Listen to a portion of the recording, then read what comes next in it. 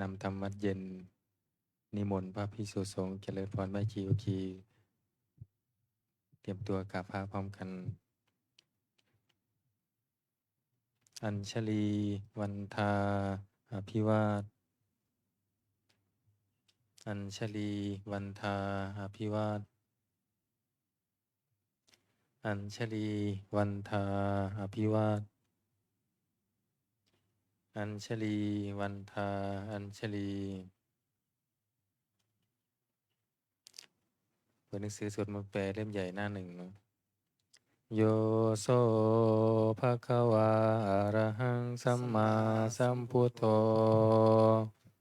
พระผู้มีพระภาคเจ้านั้นพระองค์ใด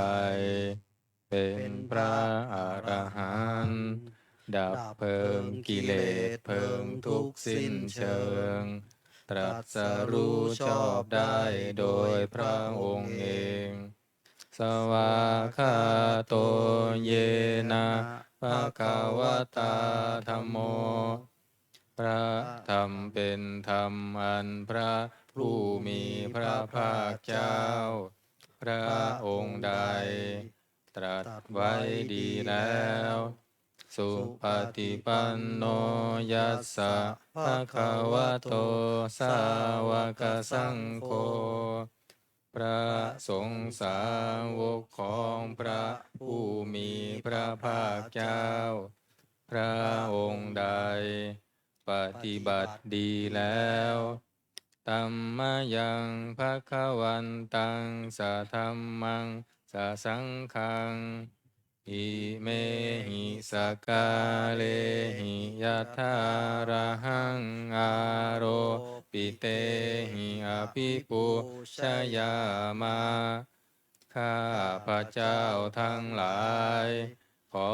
บูชาอย่างยิ่ง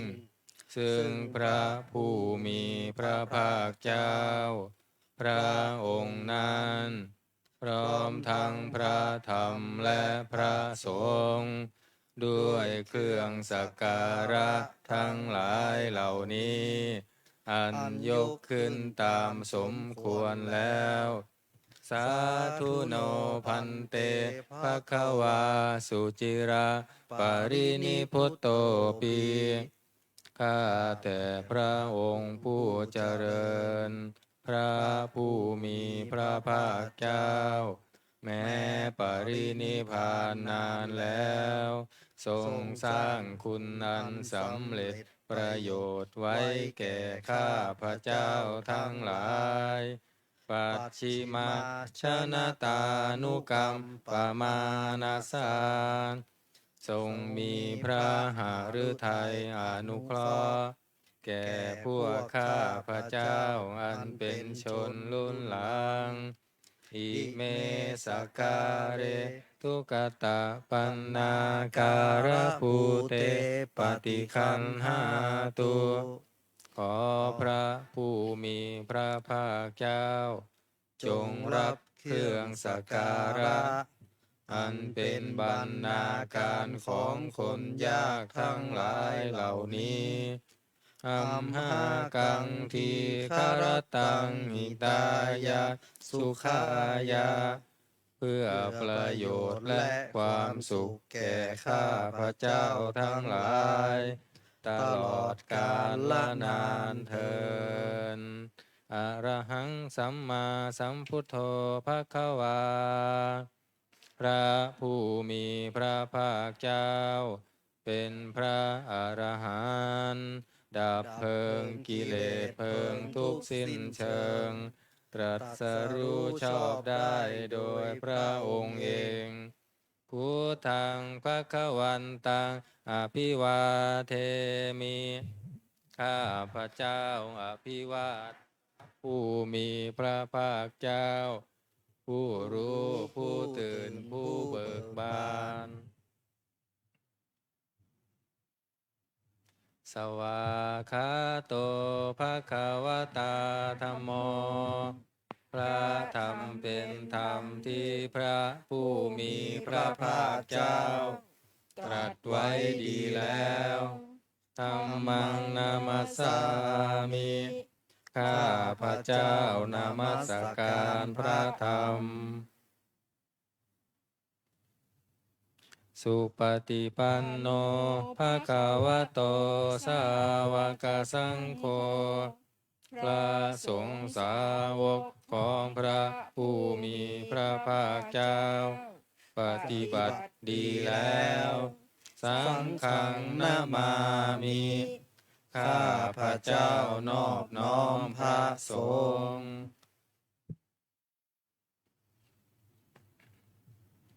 อันธรรมยังพุทธสสะภะคะวะโตบุพพาคณามคารังกโรมาเสนะโมตัสสะภะคะวะโตขอนอบน้อมแด่พระผู้มีพระภาคเจ้าพระองค์นั้นอะระหะโตซึ่งเป็นผู้ไกลจากกิเลสสัมมาสัมพุทธัสสะตรัสรู้ชอบได้โดยพระองค์เองนะโมตัสสะภะคะวะโตขอนอบน้อมแด่พระผู้มีพระภาคเจ้าพระองค์นั้นอะระหะโตซึ่งเป็นผู้ไกลจากกิเลสสัมมาสัมพุทธัสสะตรัสรู้ชอบได้โดยพระองค์เองนะโมตัสสะภะคะวะโตขอนอบน้อมแด่พระผู้มีพระภาคเจ้าพระองค์นั้นอะระหะโตซึ่งเป็นผู้ไกลจากกิเลสสัมมาสัมพุทธัสสะตรัสรู้ชอบได้โดยพระองค์เองเปิดหนังสือที่หน้า19ธรรมวัดเย็นอันธรรมยังพุทธานุสตินยังกโรมาเสตังโคปานาภะคะวันตังเอวังกัลลยาโนกิตติสัพโทอะภุคโตก็กิตติศัพท์อันงามของพระผู้มีพระภาคเจ้านั้นได้ฟุ้งไปแล้วอย่างนี้ว่าอิติปิโสภะคะวาเพราะเหตุอย่างนี้พระผู้มีพระภาคเจ้านั้นอรหังเป็นผู้ไกลจากกิเลสสัมมาสัมพุทโธเป็นผู้ตรัสรู้ชอบได้โดยพระองค์เองวิชาจารณะสัมปันโนเป็นผู้ถึงพร้อมด้วยวิชาและจารณะสุขโตเป็นผู้ไปแล้วด้วยดีโลกวิทูเป็นผู้รู้โลกอย่างแจ่มแจ้งอนุตตโรปุริสธรรมสารถิเป็นผู้สามารถฝึกบุรุษที่สมควรฝึกได้อย่างไม่มีใครยิ่งกว่าสัทธาเทวมนุสสานังเป็นครูผู้สอนของเทวดาและมนุษย์ทั้งหลายพุทโธเป็นผู้รู้ผู้ตื่นผู้เบิกบานด้วยธรรมภคะวาติเป็นผู้มีความจำเริญจำแนกธรรมสั่งสอนสัตว์ดังนี้อันธรรมยังพุทธาภิกิติงกโรมาเสพุทธวาระหันตวรตาภิกขุนาภิยุโตพระพุทธเจ้าประกอบด้วยคุณมีความประเสริฐแห่งอรหันตคุณเป็นต้นสุทธาพิยานกรุณาหิสมาคตโตพระองค์อันประกอบด้วยพระญาณ และพระกรุณาอันบริสุทธิ์โพเทสิโยสุชนะตังกามรังวาสุโรพระองค์ใดทรงกระทำชนที่ดีให้เบิกบานดุลอาทิตย์ทำบัวให้บานวันธามหังตามรนังศิราสาชิเนนทังข้าพระเจ้าไหว้พระชินสีผู้ไม่มีกิเลสพระองค์นั้นด้วยเสียงกล่าวพุทโธโยสัพพปานินังสารนังเขมามุตตะมังพระพุทธเจ้าพระองค์ใดเป็นสารณะอันเกษมสูงสุดของสัตว์ทั้งหลายปัตถมานุสติทา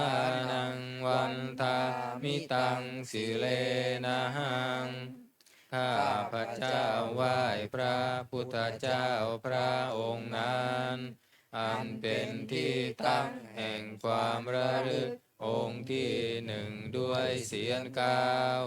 พุทธัสสะหะสมิทาโสวะพุทโธเมสามิกิสโรข้าพระเจ้าเป็นทาสของพระพุทธเจ้าพระพุทธเจ้าเป็นนายมีอิสระเหนือข้าพระเจ้าพุทโธทุกขัสสะคาตาจะวิทาตาจะหิตัสสะเมพระพุทธเจ้าเป็นเครื่องกำจัดทุกข์และทรงไว้ซึ่งประโยชน์แก่ข้าพระเจ้าพุทธัสสะหังนิยาเทมิสรีรันชีวิตันจิทังข้าพระเจ้ามอบกายถวายชีวิตนี้แด่พระพุทธเจ้าวันทันโตหังจริสามิพุทธัสเสวะสุโพธิตังข้าพระเจ้าผู้ไหวอยู่จักประพฤติตามซึ่งความตรัสรู้ดีของพระพุทธเจ้านาทิเมสารนังอัญญพุทโธเมสารนังวรังสารณะอื่นของข้าพระเจ้าไม่มีพระพุทธเจ้าเป็นสารณะอันประเสริฐของข้าพระเจ้าเอเตนะสัจจวัชเชนะวัตเตยังสัตถุสาสเนด้วยการกล่าวคำสัตย์นี้ข้าพระเจ้าพึงเจริญในพระศาสนาของพระศาสดาพุทธังเมวันธมาเนนะยังปุญญังปัสสุตังอิทาข้าพระเจ้าผู้ไหวอยู่ซึ่งพระพุทธเจ้าได้ขวนขวายบุญใดในบัดนี้สัพเพปิอันตรายาเมมาเหสุงตัสสะเตชะสาอันตรายทั้งปวงอย่าได้มีแก่ข้าพระเจ้าด้วยเดชแห่งบุญนั้นกายเยนะวาจายวเจตสาวาด้วยกายก็ดีด้วยวาจาก็ดีด้วยใจก็ดีพุทเทกุกัมมังปะกตังมายายังกรรมหน้าติเตียนอันใดที่ข้าพระเจ้ากระทำแล้วในพระพุทธเจ้าพุทโธปฏิคันหาตุอัจฉยันตังขอพระพุทธเจ้าจงงดซึ่งโทษล่วงเกินอันนั้นการันตะเรสังวริตุงวพุทเทเพื่อการสำรวมระวังในพระพุทธเจ้าในการต่อไป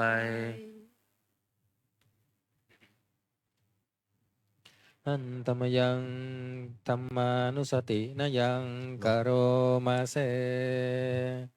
ตวาคาโตภะคะวตาธัมโมพระธรรมเป็นสิ่งที่พระผู้มีพระภาคเจ้าตรัสไว้ดีแล้ว สันทิฏฐิโก เป็นสิ่งที่ผู้ศึกษาและปฏิบัติพึงเห็นได้ด้วยตนเอง อากาลิโก เป็นสิ่งที่ปฏิบัติได้ และให้ผลได้ไม่จำกัดการ เอหิปัสสิโก เป็นสิ่งที่ควรกล่าวกับผู้อื่นว่า ท่านจงมาดูเถิด โอปนัญิโก เป็นสิ่งที่ควรน้อมเข้ามาใส่ตัว ปัจจตังเวทิตาโพวินยูหิติ เป็นสิ่งที่ผู้รู้ก็รู้ได้เฉพาะตน ดังนี้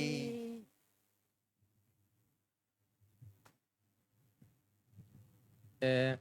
สวาคาตาตาภิกขุนายโยคาวาเสนาสยโย พระธรรมเป็นสิ่งที่ประเสริฐ เพราะประกอบด้วยคุณ คือความที่พระผู้มีพระภาคเจ้า ตรัสไว้ดีแล้วเป็นต้น โยมัคคปากัปปริยัตติวิโมกขเพโท เป็นธรรมอันจำแนกเป็นมรรคผลปริยัติและนิพพานธัมโมกุโล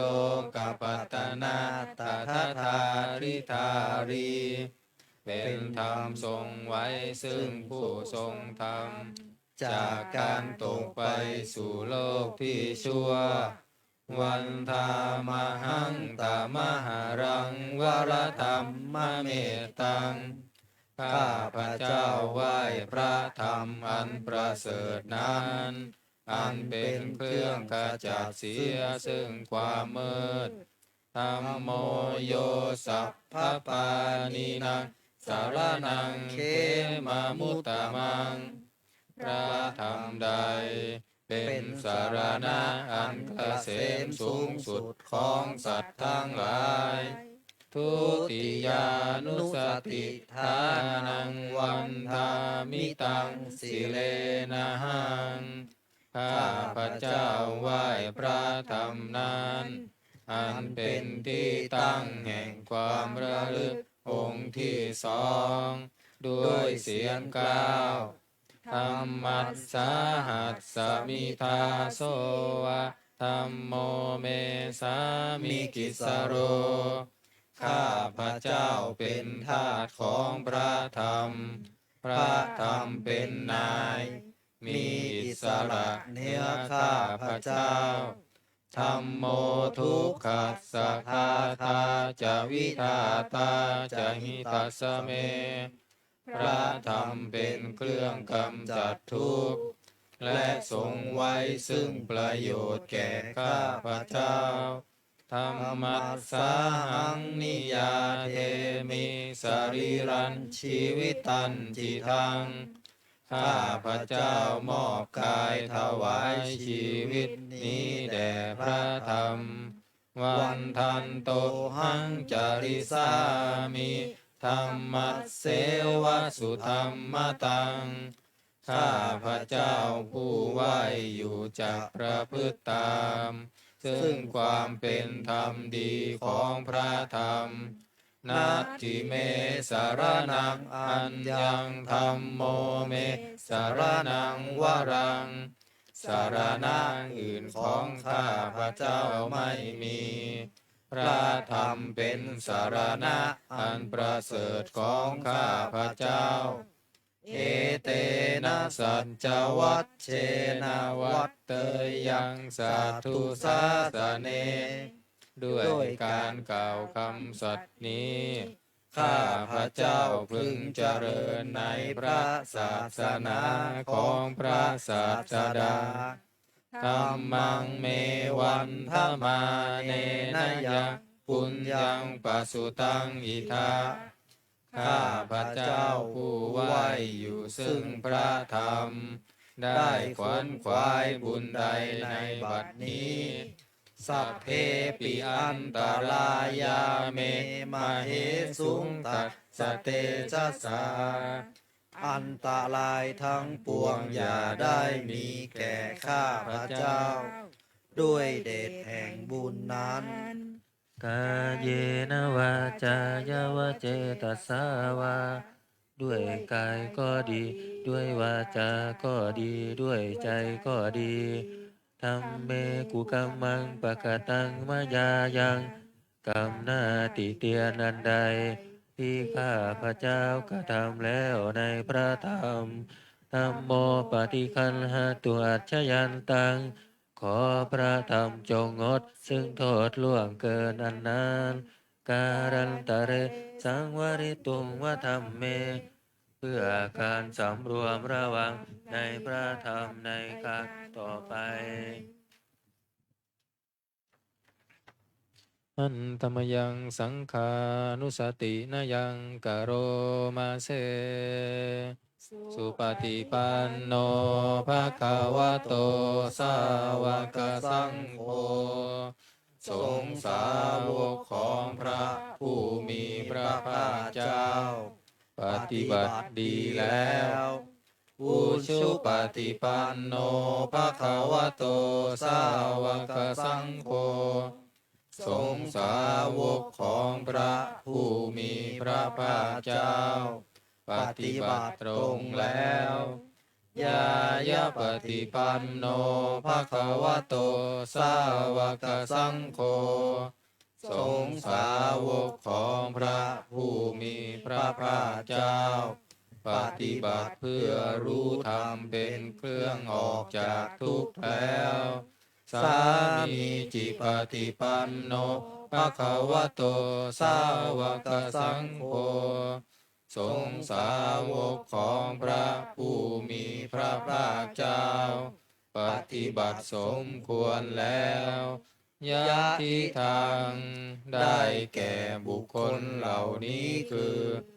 จัตตาริปุริสายุคานิอัตถปุริสบุคลาผู้แห่งบุรุษสี่ผู้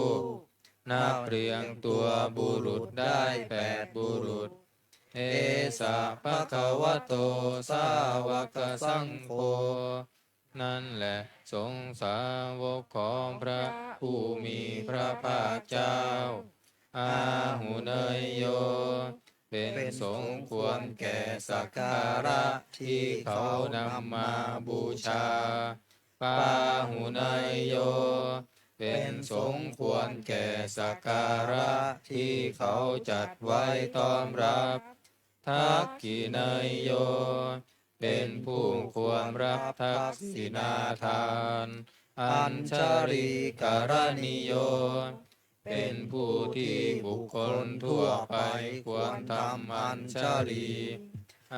นุตตรังปุญญเขตังโลกัสสาติเป็นเนื้อนาบุญของโลกไม่มีนาบุญอื่นยิ่งกว่าดังนี้อันตมยังสังฆาภิกิติงกโรมาเสสัทธัมมโชสุปฏิปัตติคุณาทิยุตโตพระสงฆ์ที่เกิดโดยพระสัทธรรมประกอบด้วยคุณมีความปฏิบัติดีเป็นต้นโยทัพพิโตอริยบุคคลสังฆเสโตเป็นหมู่แห่งพระอริยบุคคลอันประเสริฐ8จำพวกสีรานิธรรมปวาราสยกายจิตโตมีกายและจิตอันอาศัยธรรมมีศีลเป็นต้นอันบวรวันธามหังตมริยานาคานังสุสุทังข้าพระเจ้าไหว้หมู่แห่งพระอริยเจ้าเหล่านั้นอันบริสุทธิ์ด้วยดีสังโฆโยสัพพปานินังสารนังเขมามุตตะมังพระสงฆ์หมู่ใด เป็นสารณะอันเกษมสูงสุดของสัตว์ทั้งหลายตติยานุสติทานังวันทามิตังสิเรนะหังข้าพระเจ้าไหว้พระสงฆ์หมู่นั้นอันเป็นที่ตั้งแห่งความระลึกองค์ที่สามด้วยเสียงกล่าว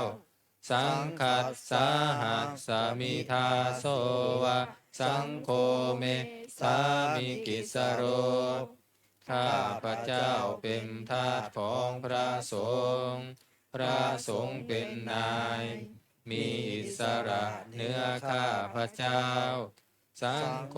ทุกขัสสะคาตาจะวิทาตาจะหิตัสสะเม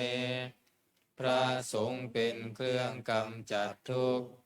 และทรงไว้ซึ่งประโยชน์แก่ข้าพระเจ้าสังคัสสาหังนิยาเทมิสรีรันชีวิตันจิทังข้าพระเจ้ามอบกายถวายชีวิตนี้แด่พระสงฆ์วันทันโตหังจาริสามิสังคัสโสปฏิปันนตังข้าพระเจ้าผู้ไหวอยู่จักประพฤติตามซึ่งความปฏิบัติดีของพระสงฆ์นาทิเมสารนังอัญญังสังโฆเม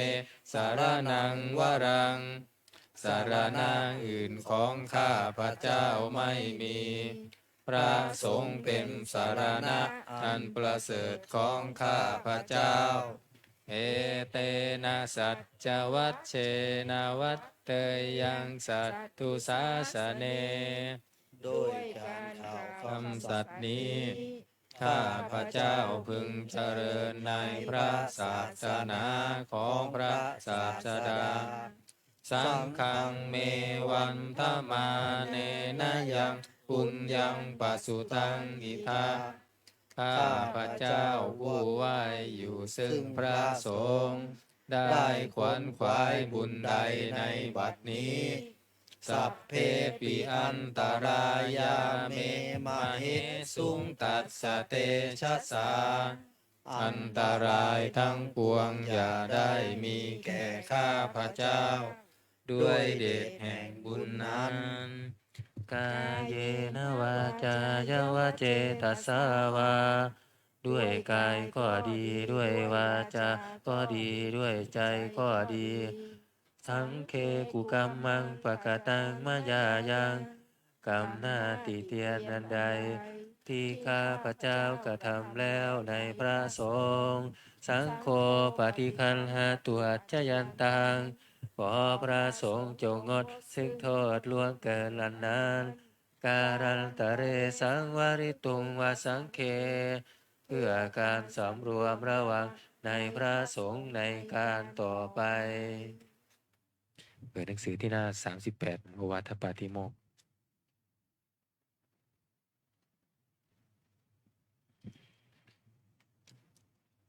อันตมยังโอวาทปาติโมกขคาถาโยพนามาเส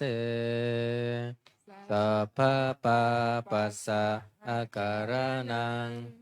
การไม่ทำบาปทั้งปวงกุศลสุปสัมปทาการทำกุศลให้ถึงพร้อม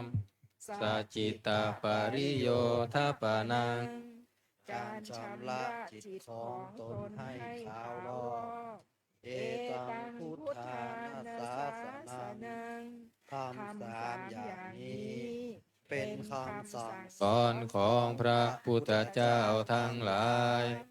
ขันติปรมังตะโพติติกาขันติคือความอดกลั้นเป็นธรรมเครื่องเผากิเลสอย่างยิ่งนิพพานังปรมังวทันติพุทธาผู้รู้ทั้งหลายกล่าวพระนิพพานว่าเป็นธรรมอันยิ่งนาหิปะภะชิโตปารูปะคาติผู้กำจัดสัตว์อื่นอยู่ไม่ชื่อว่าเป็นบรรพชิตเลย สัมมโนโหติปารังวิเหตยันโต ผู้ทำสัตว์อื่นให้ลำบากอยู่ ไม่ชื่อว่าเป็นสมณะเลย อนุปวาโทอนุปคาโต การไม่พูดร้าย การไม่ทำร้าย ปาติโมกเขจะสังวโร การสำรวมในปาติโมกข์มัตตัญญุตตาจะพะตัสสมิง ความเป็นผู้รู้ประมาณในการบริโภค ปันตัญจะสยนาสนัง การนอนการนั่งในที่อันสงัด อาทิจิตเตจะอาโยโค ความหมั่นประกอบในการทำจิตให้ยิ่ง เอตังพุทธานาสาสนัง ทำ6 อย่างนี้ เป็นคำสั่งสอนของพระพุทธเจ้าทั้งหลาย เปิดกลับมาหน้า27 อันธรรมยังอติตปัจเจเวคณาปาทังพนามาเส อาชามายาอัมปัจเจเวกิตาวายังจีวารังปริพุตตัง จีวรใดอันเรานุ่งห่มแล้ว ไม่ทันพิจารณาในวันนี้ ตังยาวะเทวะสิตัสสะปฏิฆาตายา จีวรนนั้นเรานุ่งห่ม แล้ แล้ว ว เพียงเพื่อบำบัดความหนาว อุณหัสสะปฏิฆาตายา เพื่อบำบัดความร้อน ตังสามะกัสสวาตาตปัสสิริงสัพพสัมผัสสานังปฏิฆาตายา เพื่อบำบัดสัมผัสอันเกิดจากเหลือบยุงลมแดด และสัตว์เลื้อยคลานทั้งหลาย ยาวะเทวะหิริโกปินะปฏิชาธานัตถัง และเพียงเพื่อปกปิดอวัยวะอันให้เกิดความละอายอาชามายาอปัจจเวคิตาวายโยปินทปาโตปริพุตโต บิณฑบาตใดอันเราฉันแล้ว ไม่ทันพิจารณาในวันนี้ โสเนวะทวายา บิณฑบาตนั้นเราฉันแล้ว ไม่ใช่เป็นไปเพื่อความเพลิดเพลินสนุกสนานนามาทายา ไม่ใช่เป็นไปเพื่อความเมามัดเกิดกำลังพลังทางกายนามันตนายา ไม่ใช่เป็นไปเพื่อประดับนาวิภูสนายา ไม่ใช่เป็นไปเพื่อตกแต่ง ยาย าวะเทวะอิมัสสกายัสสะทิฏฐิยา แต่ให้เป็นไปเพื่อความตั้งอยู่ได้แห่งกายนี้ ยาปนายา เพื่อความเป็นไปได้ของอัตภาพ วิหิงสุปรติยา เพื่อความสิ้นไปแห่งความลำบากทางกายพรหมจริยานุคาหายา เพื่ออนุเคราะห์แก่การประพฤติพรหมจรรย์อิติปุรานันจะเวทานังปฏิหังคามิ ด้วยการทำอย่างนี้ เราย่อมระงับเสียได้ ซึ่งทุกขเวทนาเก่าคือความหิวนาวันจะเวทนังนาอุปาเทสามิ และไม่ทำทุกขเวทนาใหม่ให้เกิดขึ้น ยาตราจะเมภวิสติอนวัชตาจะพาสุวิหารโรจาติอันหนึ่งความเป็นไปโดยสะดวกแห่งอัตภาพนี้ด้วย ความเป็นผู้หาโทษมิได้ด้วย และความเป็นอยู่โดยผาสุกด้วย จะมีแก่เราดังนี้ อัจฉมายาอัมปัจจเวกิตาวายังเสนาสนังปริพุตัง เส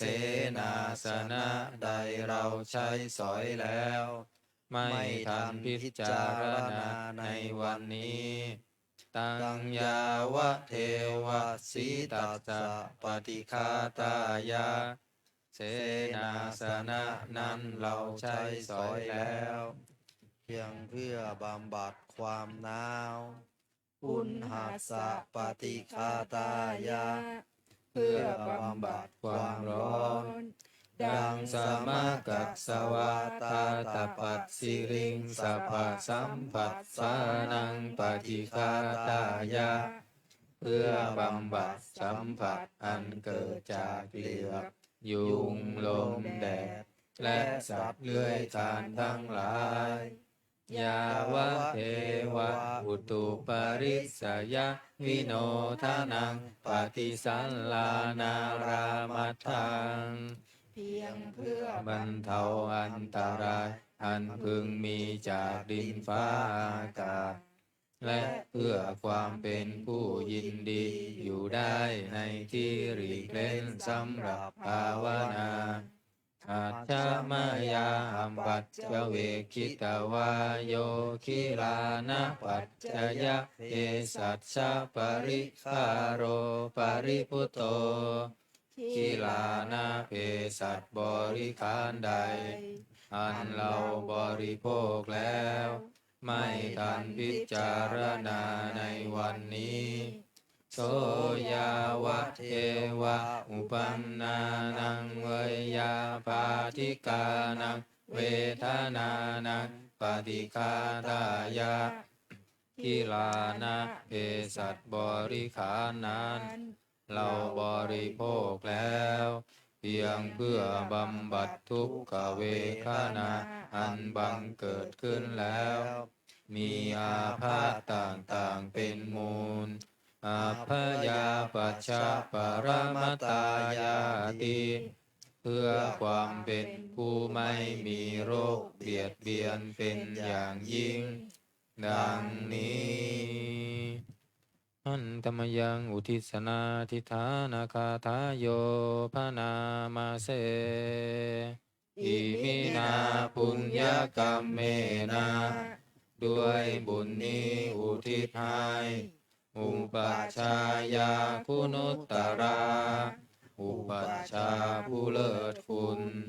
อาจาริยุปการาจา และอาจารย์ผู้เกื้อหนุน มาตาปิตาจยาตกา ทั้งพ่อแม่และปวงญาติ สุริโยจันทิมาราชา สุนจันทร์และราชาผู้นวันตานาราปิจา ผู้ทรงคุณหรือผู้สูงชาติพระมมาลาจะอินทาจาพรหมานและอินทราช โลกปาลาจะเทวตา ทั้งถวยเทพและโลกบาลยะโมมิตามนุสาจา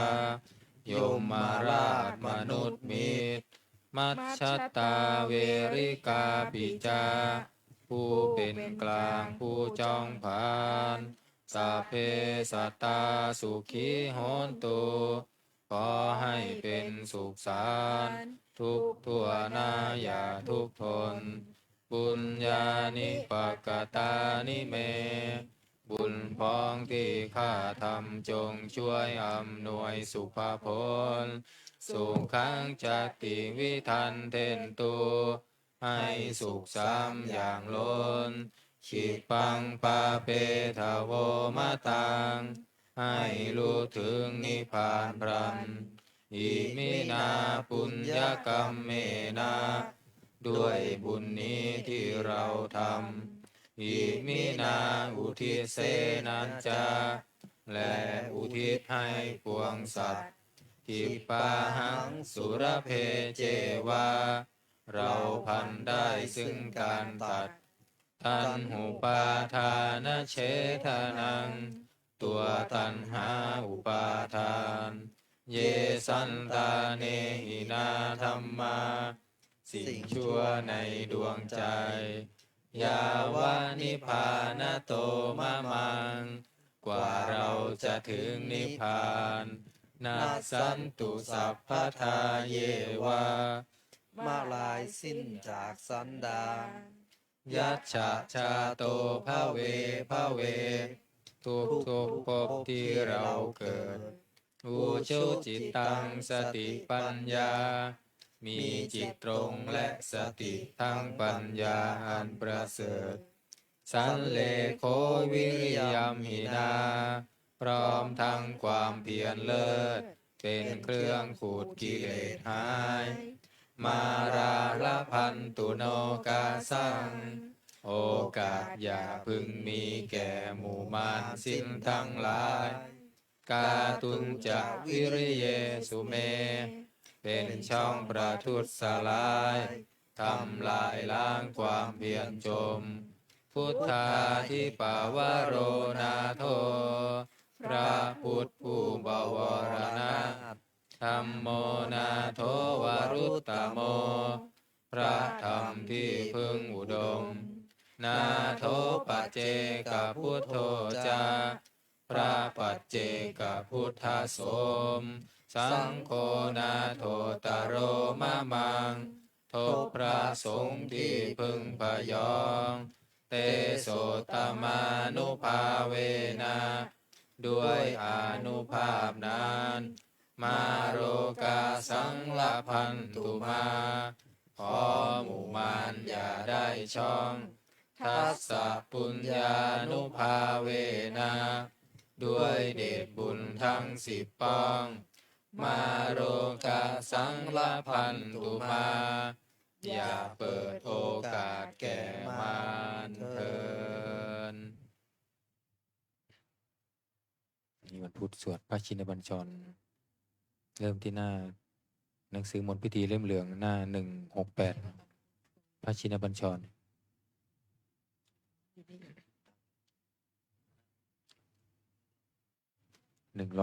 168มนต์พิธีเล่มเหลือง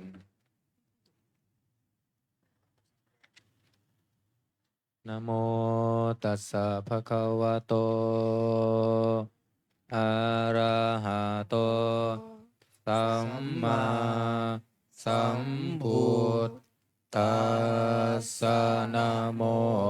ตัสสะภะคะวะโตอะระหะโตสัมมาสัมพุทธัสสะนะโมตัสสะภะคะวะโตอะระหะโตสัมมาสัมพุทธัสสะ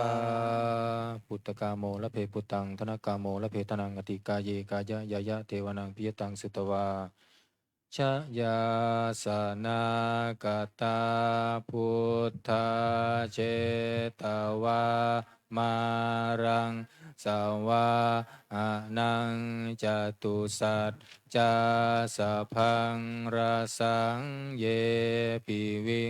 สุนาราสัพพาตันอังการาทโยพุทธาอัตทวิสตินายกาสัพเพปฏินทิตาไมหังมัตตะเกเตมุนิสราสีเสปฏิทิโตไม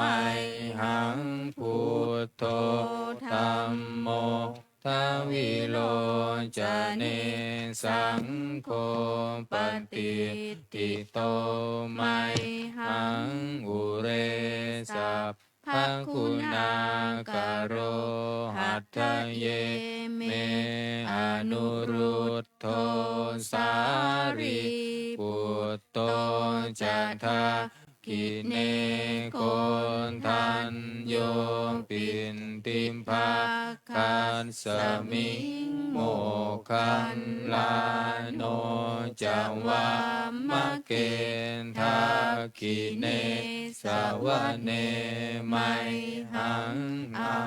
สุงอานันทาลาหุโลกันสัมโปจะมหานา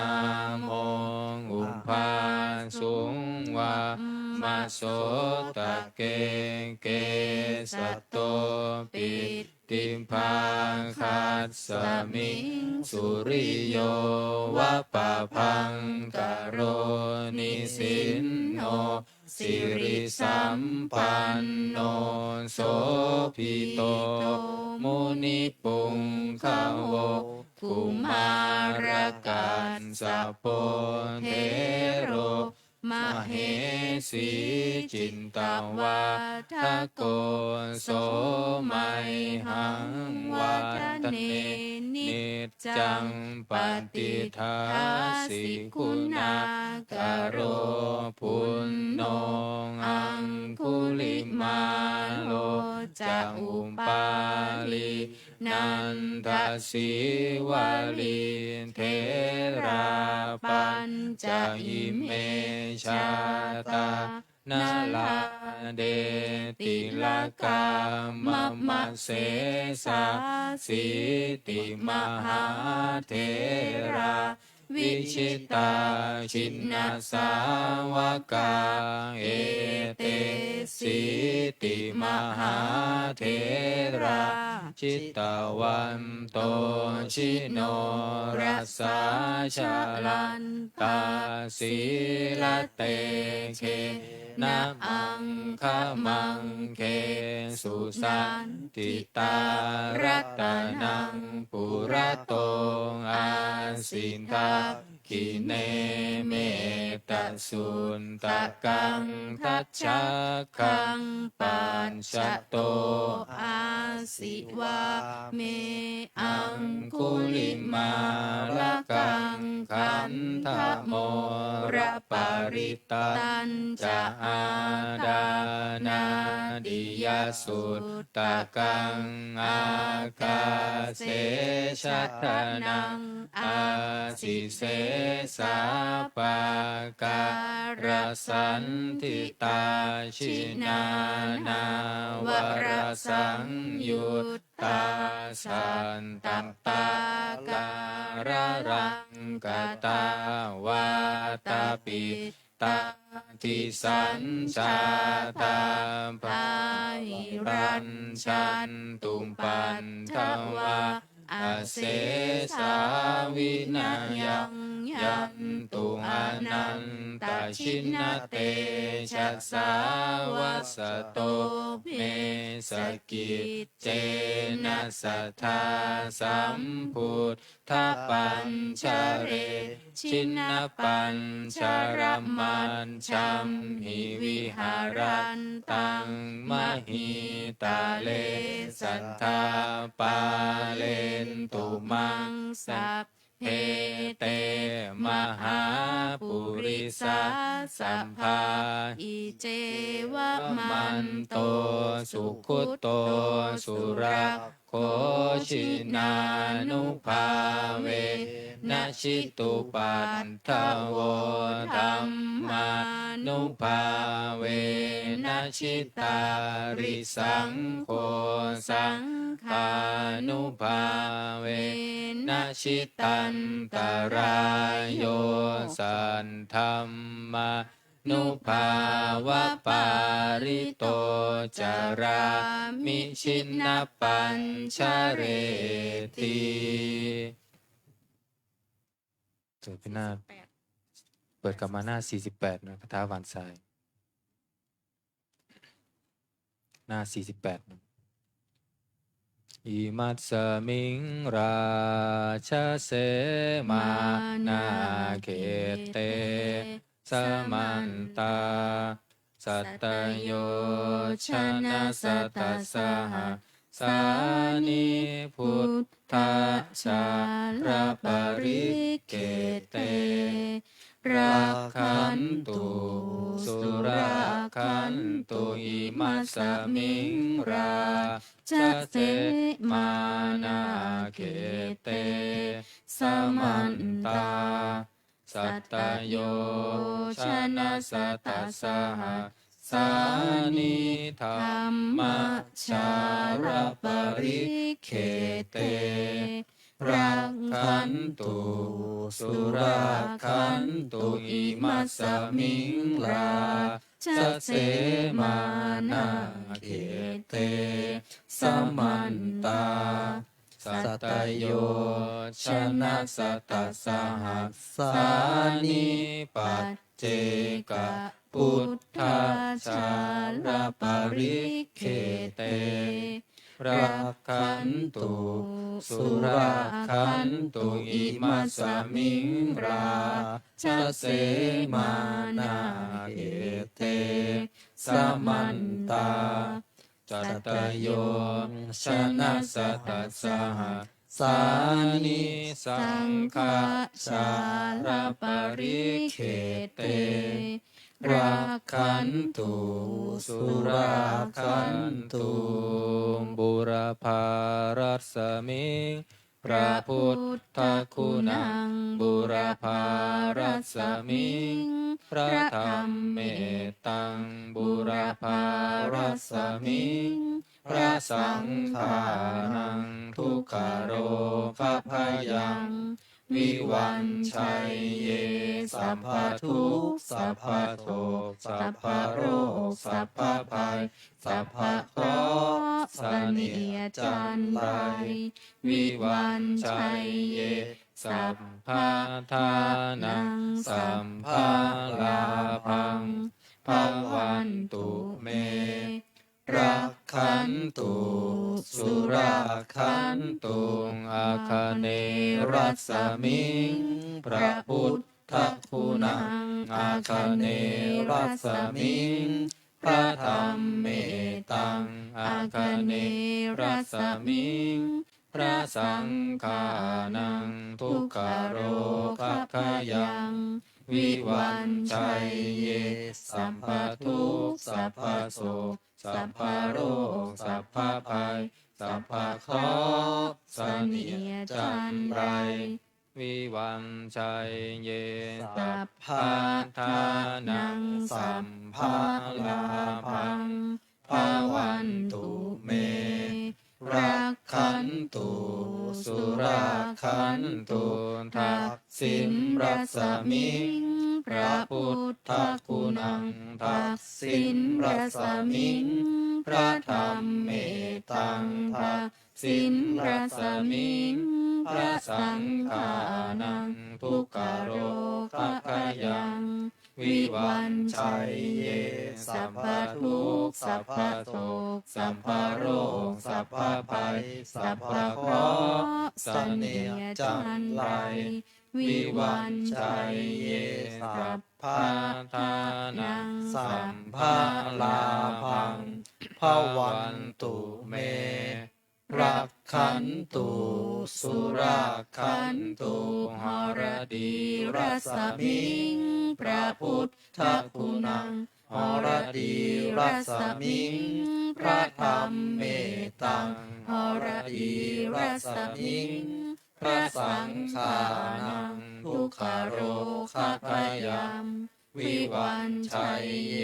สัพพทุกข์สัพพโศกสัพพโรคสัพพภัยสัพพเคราะห์เสนียดจันไร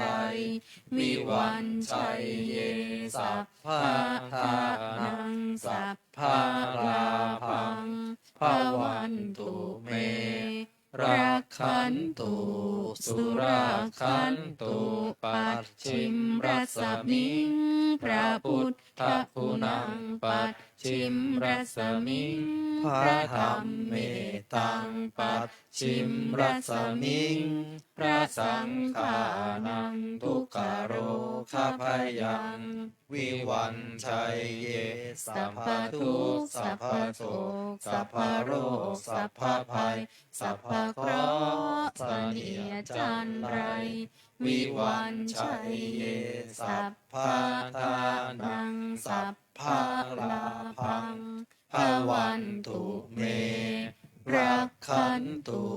สุราขันตุพายัพรัสมิงพระพุทธคุณังพายัพรัสมิงพระธรรมเมตังพายัพรัสมิงพระสังฆานังทุกขโรคาพยังวิวันชัยเยสัพพทุกข์สัพพโศกสัพพโรคสัพพภัยสัพพเคราะห์เสนียดจันไรวิวันชัยเยสัพพทานังสัพพลาภังภวันตุเมรักขันตุสุราขันตุอุดรรัสมิงพระพุทธคุณังอุดรรัสมิงพระธรรมเมตังอุดรรัสมิงพระสังฆานังทุกขโรภคยังวิวันชัยเยสัพพทุกข์สัพพโศกสัพพโรคสัพพภัยสัพพเคราะห์เสนียดจันไรวิวันชัยเยสัพพทานังสัพพลาภังภวันตุเมรักขันตุสุราขันตุอีสานรัสมิงพระพุทธคุณังอีสานรัสมิงพระธรรมเมตังอีสานรัสมิงพระสังฆานังทุกขโรคาพยังวิวันชัยเยสัพพทุกข์สัพพโศกสัพพโรคสัพพภัยสัพพเคราะห์เสนียดจันไรวิวันชัยเยสัพพทานังสัพพลาภังภวันตุเมรักขันตุสุราขันตุอากาศรัสมิงพระพุทธคุณังอากาศรัสมิงพระธรรมเมตังอากาศรัสมิงพระสังฆานังทุกขโรภคยังวิวันชัยเยสัพพทุกข์สัพพโศกสัพพโรคสัพพภัยสัพพเคราะห์เสนียดจันไรวิวันชัยเยสัพพทานังสัพพลาภังภวันตุเม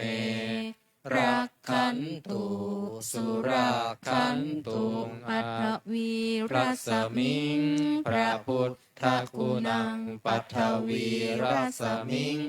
พระธรรมเมตังปัทวีรัสมิง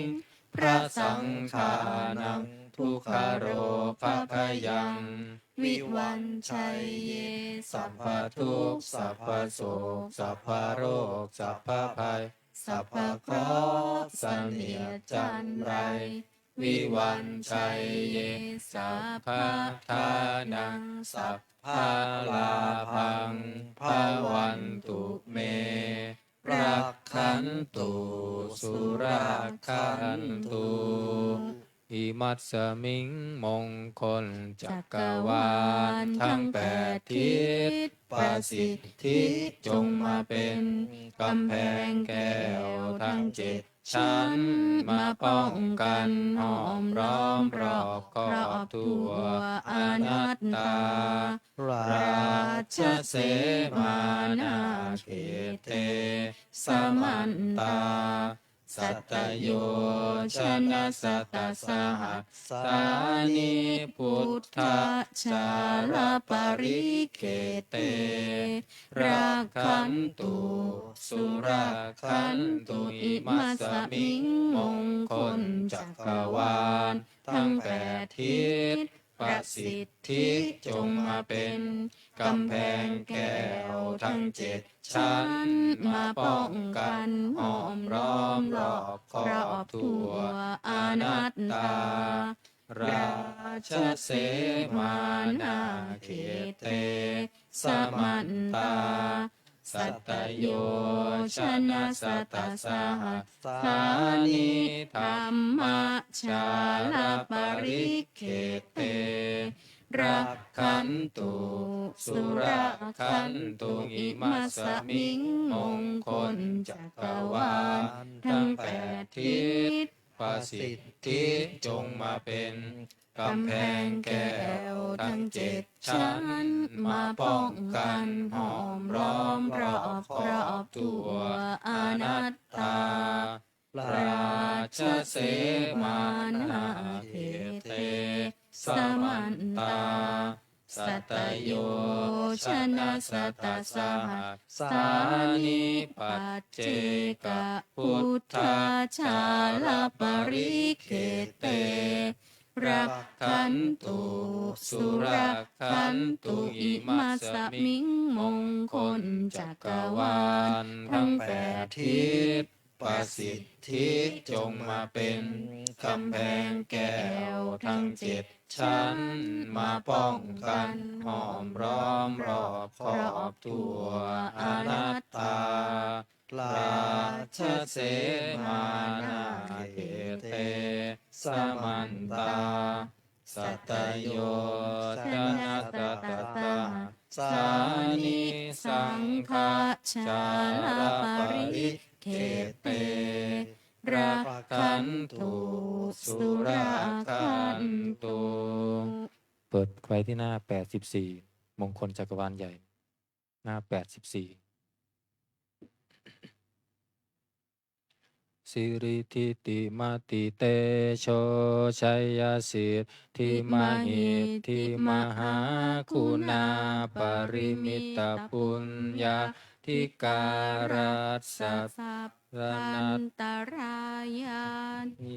รณสมัทธัสสะภะคะวะโต อะระหะโตสัมมาสัมพุทธัสสะทวันติงสมหาปุริสาลักขณานุภาเวนะอาสิตายานุพยัญชนะนุภาเวนะอาทุตตรสัตตมังคลานุภาเวนะฉัพพันนรังสียานุภาเวนะเกตุมาลานุภาเวนะทัสสะปารมิตา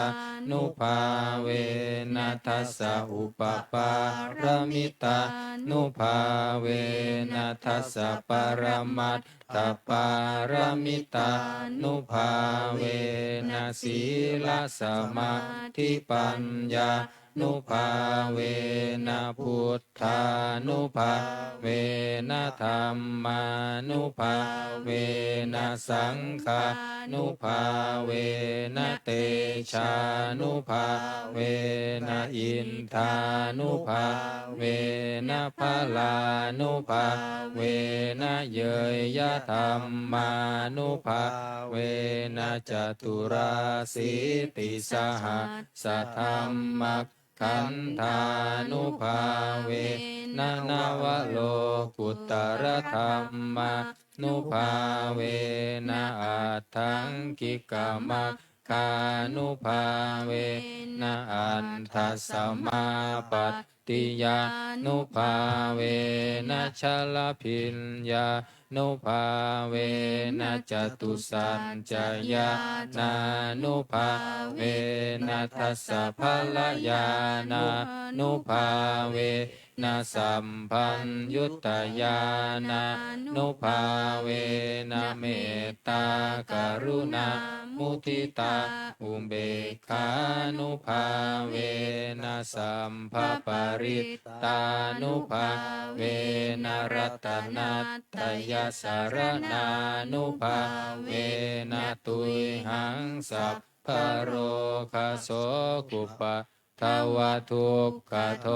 มานัสสุมปายาสาวินาศสันตุสัพพะอันตรายาปิวินาศสันตุสัพพะสังกัปปาตุยหังสมิจฉันตุทีขายุตาตุยหังโหนตุสัตวัสสชีเวนัสมังคิโกโหนตุสัพพะทาอากาสัพพะตะวันภูมิคังกามหาสมุทธาอารักขกาเทวตาสัทธาตุมเหอนุรักขันตุภวันตุสัพพะมังคารังลักขันตุสัพพะเทวตาสัพพะพุทธานุภาเวนัสสทธาโสทิภวันตุเตภวันตุสัพพะมังคารังรักขันตุสัพพะเทวตาสัพพะธรรมานุภาเวนัสสทธาโสทิภวันตุเตภวันตุสัพพะมังคารังรักขันตุสัพพะเทวตา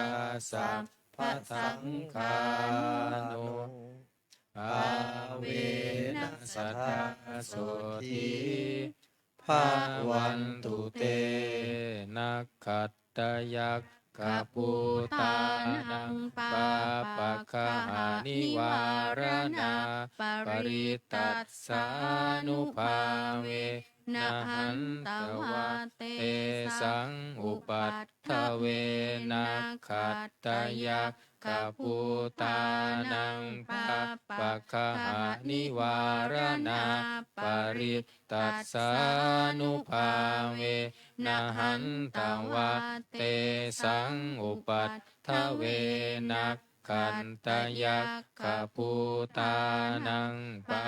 ปะคะหานิวารณาปริตัสสานุภาเวนะหันตวะเตสังอุปัฏฐเวครับต่อไปจะได้เจริญจิตตภาวนาทำสมาธิสักครู่แล้วแผ่เมตตาพร้อมกันไปนะจะไปแปลงดอก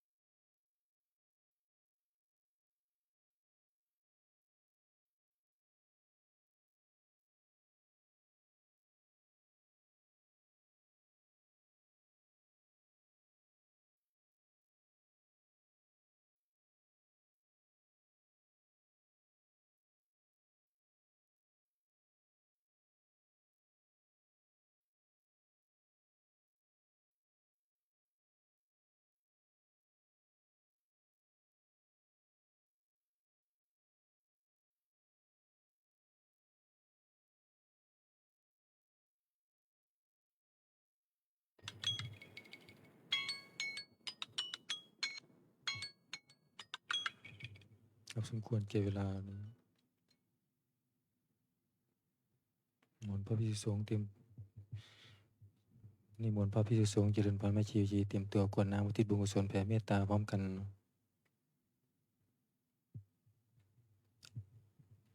อิทังทานากัมมังนิพพานาปัจจายโยโหตุโน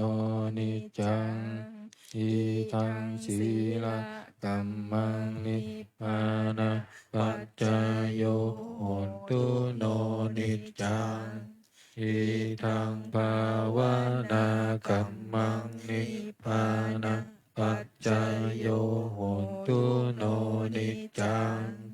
ยังกินจิกุสาลังกัตตะปังกัมมังสัพเพหิอัมเหหิกาตังปุญญังโนอนุโมทันตุสุนันตุปุนโตเยเทวะอัสสมิอาเนอาคิกาตาอิกายุกะสัทธาหนตุสัพเพสัตตาสุขีอัตตานังปาริหารันตุมาตาปิตาสุขีตาหนตุทุกขาปามุญจันตุสัมเพยตากาสุขีตาหนตุทุกขาปามุญจันตุสัพเพอายาดากาสุขีตาหนตุทุกขาปามุญจันตุสัพเพปิสาสัพเพยัคขะสัพเพเปตาสุขิตาหนตุทุกขาปามุญจันตุสัพเพนัคขัตตาสุขิตาหนตุทุกขาปามุญจันตุสัพเพเทวาสุขิตาหนตุทุกขาปามุญจันตุสัพเพอาจาริยุปัจชายาสุขิตาหนตุทุกขาปามุญจันตุสัมภาสัมปติโยสามิชันตุโวคุกเข่าวันทาหลวงพร้อมกัน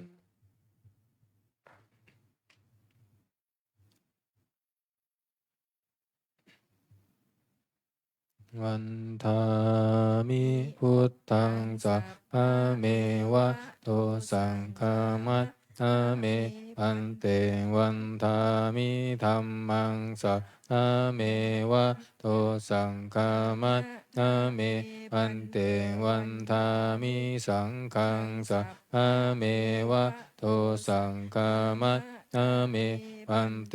วันทามิคารุอุปปัชฌาอาจาริเยสัพพะเมวะโตสังฆามัสสะเมปันเตวันทามิกัมมัฏฐานังสัพพะเมวะโตสังฆามัสสะเมปันเตวันทามิอาราเมพันทัสสีมังสัพพะเมวะโตสังฆามัสสะเมปันเตวันทามิเจติยังสัมพังสัมพันธาเนสุปฏิทิตาสารีนะตาตุมหาโพธิพุทธารูปังสักกาลังสัทธานาคาโลเกเทวะโลเกปรมะโลเกชัมพูทิเปลังกาทิเปสารีละธาตุโยเกสาธาตุโยอะระหันตาธาตุโยเจติยาคันธาคุณติจัตุราสิติสหัสเสธัมมัคคันเทสัพเพสัมปาทัจเจติยังอาหังวันทามิสัพพะโสอัญชลีวันทาอภิวาทอัญชลีวันทาอภิวาทอัญชลีวันทาอภิวาทอัญชลีวันทาอัญชลีก็หมอวันทาน้อยพร้อมกันสาธุวันทามิพันเตสัพพะนาปาราตังกามะเม สันเตมายากตังปุญญังสามินาอนุโมทิตาพังสามินากตังปุญญังไมหังคาทัพพังสาธุ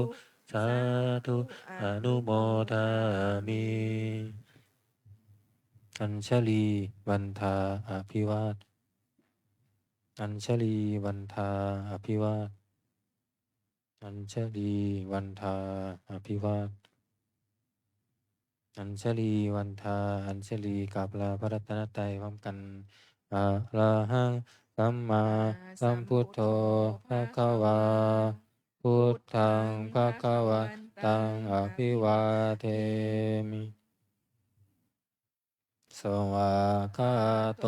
ภะคะวะตาธัมโมธัมมังนามัสสามิสุปฏิปันโนภะคะวะโตสาวกสังโฆสังฆังนามามิขอนิมนต์พระภิกษุสงฆ์ภูเขากราบพระมหาเถระพระอาจารย์อัญชัยประภากโลพร้อมกันอัญชลีวันทาอภิวาทอัญชลีวันทาอภิวาทอัญชลีวันทาอภิวาทอัญชลีวันทาอัญชลี ขอเชิญแม่ชีและโยคีทุกท่านเนาะกราบท่านพระมหาเถระพร้อมกันค่ะ อัญชลีวันทาอภิวาทอัญชลีวันทาอภิวาทอัญชลีวันทาอภิวาท สาธุสาธุ วันทา จตารโลธรรมาวัฏันติ อายุวโนสุขังภะลัง สาธุ สาธุ สาธุ